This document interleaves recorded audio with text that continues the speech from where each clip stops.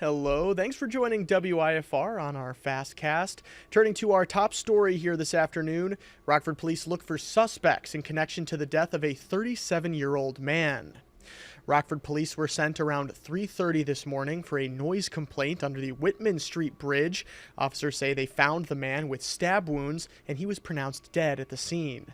The man's name hasn't been released at this time, and RPD asks residents to contact them if you have any information on the crime, and you can find the number on our website and the WIFR app. A Rockford teen faces several charges, accused of having a weapon while underage. Officers believe they saw a group of teens walking in the road Monday night in the area of Rockton Avenue and Whitman Street. That's when investigators say they found a loaded gun, which was reported stolen out of Cook County. The 17-year-old is currently in custody. A 19-year-old man is in the hospital after police say he drove off the road and hit a tree Monday night in Rock County. Just before 11, deputies arrived to the crash on East U.S. Highway 14 and Cemetery Road. They say the teen missed the curve entering Emerald Grove before going into a ditch and running into a tree. He was taken to an area hospital in critical condition. Demonstrating the life-saving importance of having working smoke alarms in your house, Rockford Fire Department hands out smoke detectors as part of the state's second annual Smoke Alarm Blitz program. Interim Fire Chief Brian Carlson was at the event, along with Illinois State Fire Marshal Michelle Pankow, curbing the risk of fire deaths and ensuring families are protected. It reduces your chances of dying in a fire by over 60%. In the city of Rockford, we've never had a fire fatality in a house with a functioning smoke detector without some sort of other obstacle. So if that can reduce your chances of dying that much, that's really a big thing for us to push out. The American Foundation of State, County, and Municipal Employees, Local 1890, files charges against Northern Illinois University. The charges accuse the university management of excluding union supporters from attending negotiations. On September 18th, the union says NIU management told members if they did not agree to restrict supporters from attending those meetings, the university would not negotiate. The effects of the government shutdown are being felt by air travelers. 12 Federal Aviation Administration facilities saw staffing shortages Monday night. In Burbank, California, it got so bad the control tower had to shut down. Flights had to follow procedures usually only used at airports without those towers, which led to delays of more than 2.5 hours. Staff like air traffic controllers are considered essential workers, meaning they must work but are not being paid. And if you own a Toyota, you may have experienced issues with your car's rearview camera when backing up, and Toyota is recalling nearly 400,000 vehicles as a result.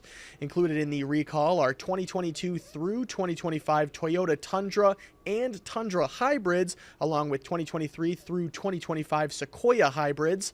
The camera display function is caused by a software issue and can be fixed free of charge with an update at a dealership. And if you own any of those Toyota models, expect a letter in the mail by November 16th.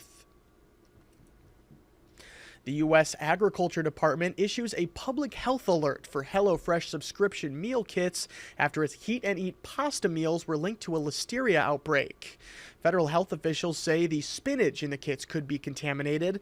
The affected products include 10.1-ounce containers of cheesy pulled pork pepper pasta and 10-ounce containers of unstuffed peppers with ground turkey. Listeria infections can cause serious illness. Symptoms include fever, muscle aches, loss of balance, convulsions, and more. And we saw a bit of a dramatic cool down across the state line from yesterday to today.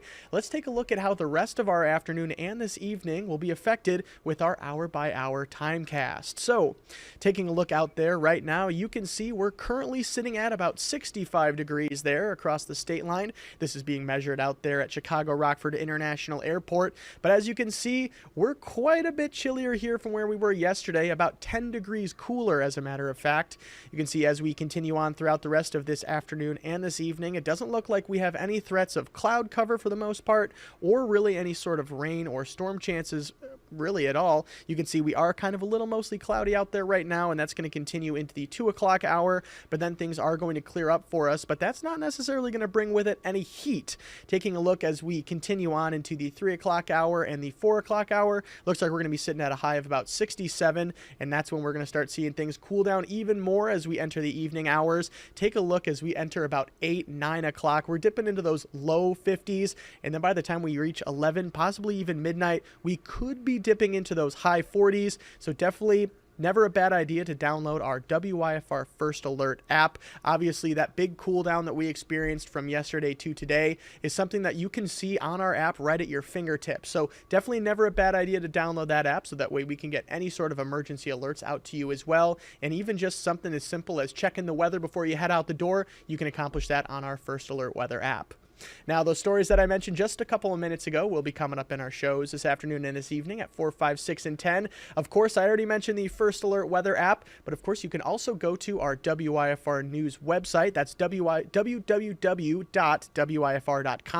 and on there, you can check our First Alert weather coverage, and we're going to have all that national and local coverage of our news headlines. And of course, as well, you can head to your smartphone's app store, and you can download the WIFR News app there as well. Thank you so much again for watching, and we'll see you coming up here very shortly in a couple of hours for WIFR News First at 4.